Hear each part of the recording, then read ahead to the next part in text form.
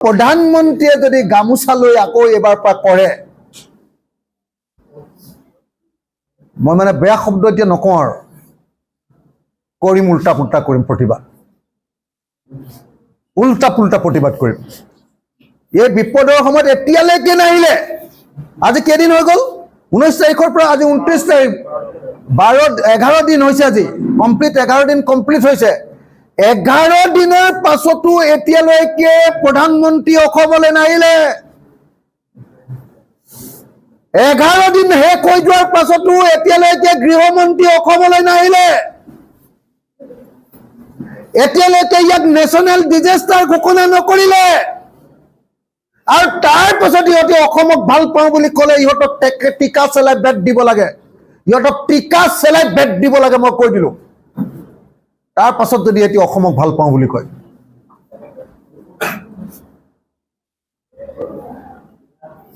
আচৰিত। কোনোবা অসমীয়া মানুহৰ যদি খং উঠা নাই, তেতিয়াহ'লে তেওঁৰ কিবা গণ্ডগোল হৈছে। প্ৰধানমন্ত্ৰী এই পৰিস্থিতিত ভ্ৰমণ নকৰাৰ পাছতো আৰু ইয়াক নেশ্যনেল কেলামিটি ডিক্লেয়াৰ নকৰাৰ পাছতো যদি কোনোবা অসমীয়া মানুহে এতিয়ালৈকে খং উঠা নাই, তেওঁ অসমীয়া মানুহে যদি বেয়া পোৱা নাই, তেতিয়াহ'লে সি অসমীয়া নহয়, কি ভণ্ড অসমীয়া, 2 নম্বৰী অসমীয়া। তাৰ অসমীয়াত্ব নাই।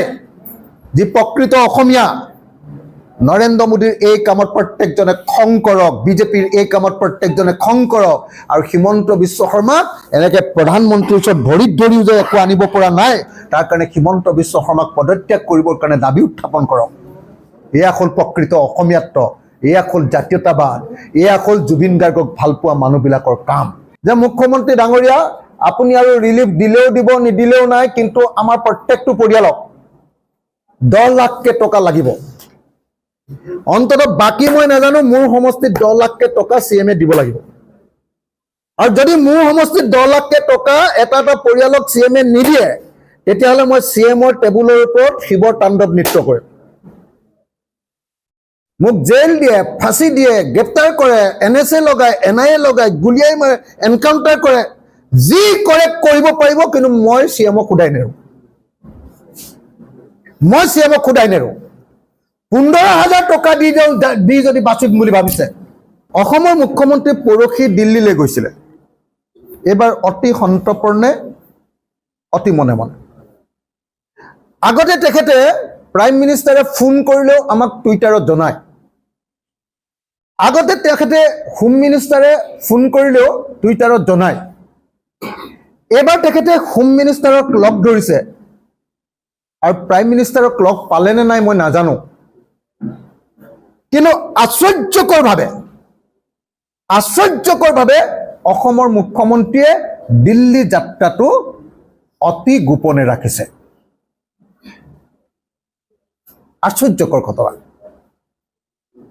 বোধহয় মই যিমান দূৰ গম পাইছো, প্ৰধানমন্ত্ৰীয়ে তেওঁক এইবাৰ সাক্ষাতেই নিদিলে। তেখেতে গৃহমন্ত্ৰীক সাক্ষাৎ কৰিলে, আৰু বোধহয় তেখেতে গৃহমন্ত্ৰীক সাক্ষাৎ কৰি অসমৰ কাৰণে যিখিনি উলিয়াই আনিব লাগে, সেইখিনি উলিয়াই আনিব নোৱাৰিলে কাৰণে তেখেতে উপায়বিহীন হৈ অৰুণোদয় 2500 টকালৈ বৃদ্ধি কৰিছে আমাৰ এই 4খন জিলাৰ কাৰণে। প্ৰাইম মিনিষ্টাৰে কেইঘণ্টামানৰ আগত, ভাৰতবৰ্ষৰ প্ৰধানমন্ত্ৰীয়ে কেইঘণ্টামানৰ আগত এই ফটোখন পোষ্ট কৰিছে ফেচবুকত। মই ফেচবুকৰ পৰা উলিয়াই আনি এই ফটোখন আপোনালোকক দিছোঁ। অসমৰ আটাইবিলাক সাংসদ, আমাৰ ৰাজ্যিক বিজেপিৰ সভাপতি, আৰু মাজে মাজে লোকসভাৰ অধ্যক্ষ পদতো মাজে মাজে অকণমান খালী সময়খিনিত বহিবলৈ সুযোগ পোৱা দিলীপ শইকীয়া ডাঙৰীয়া, তথাকথিত মন্ত্ৰী পবিত্ৰ মাৰ্ঘেৰিটা, মানে ফাইল চুবলৈ নোপোৱা মন্ত্ৰী, আমাৰ ইয়াত ডাঙৰ মন্ত্ৰী বুলি ভাবে, পবিত্ৰ মাৰ্ঘেৰিটা, আৰু আটাইকেইজন MP। আপোনালোকে চাওক, চবেই গৈ প্ৰধানমন্ত্ৰীক সাক্ষাৎ কৰিছে, গামোচা পিন্ধাইছে, আৰু চাগে অসমৰ বানপানী সমস্যাৰ কথা বিৱৰি কৈছে। মই বিৱৰি বুলি এইকাৰণে কৈছোঁ যে প্ৰধানমন্ত্ৰীয়ে বানপানী সমস্যাৰ কথা কোৱা বুলি কৈছে। বিৱৰি কৈছে বুলি মই এইকাৰণে কৈছোঁ যে কেইমিনিট সময় দিছেতো মই নাজানো, কিন্তু নিশ্চয় এই সময়ত গোটেইখিনিয়ে গৈছে যেতিয়া নিশ্চয় বিৱৰি কৈছে। অৰ্থাৎ অসমৰ সকলো সাংসদে প্ৰধানমন্ত্ৰীক সাক্ষাৎ কৰিছে। মুখ্যমন্ত্ৰী সাক্ষাৎ কৰিবলৈ গৈছিলে তালৈকে মই জানো। তেখেতে গৃহমন্ত্ৰীক সাক্ষাৎ পালে মই সেইটোও জানো। প্ৰধানমন্ত্ৰীয়ে বোধহয় তেওঁক সাক্ষাৎ নিদিলে, দিলে যদিও মই নাজানো। দিলে যদিও তেওঁ মনে মনে ৰাখিছে, তাৰ অৰ্থটো হ'ল তেখেতক কোনো সঁহাৰি নিদিলে।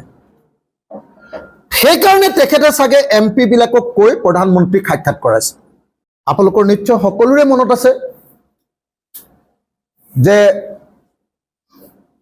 আমাৰ প্ৰধানমন্ত্ৰী, আমাৰ গৃহমন্ত্ৰীয়ে কৈছিলে যে বানমুক্ত অসম তেওঁলোকে আমাক দিব। সেইকাৰণে বিজেপিক আমি ভোট দিব লাগে। এতিয়া বানমুক্ত অসম নহয়, অসমৰ ইতিহাসৰ আটাইতকৈ ডেভাষ্টেটিং ফ্লাড, অসমৰ ইতিহাসৰ আটাইতকৈ ডাঙৰ জলপ্ৰলয় 2004 চনত গোৱালপাৰাৰ বলবলাত হৈছিলে। তাতকৈ বেছি ডাঙৰ জলপ্ৰলয় তাত এখন জিলাত হৈছিলে, ইয়াত আমাৰ 3খন জিলাত হৈছে। তাতকৈ ডাঙৰ জলপ্ৰলয় এবাৰ অসমত হৈছে, আৰু অসমৰ জলপ্ৰলয়ৰ বিষয়ে ক'বলৈ প্ৰধানমন্ত্ৰীক অসমৰ সকলো MP যাবলগীয়া হৈছে।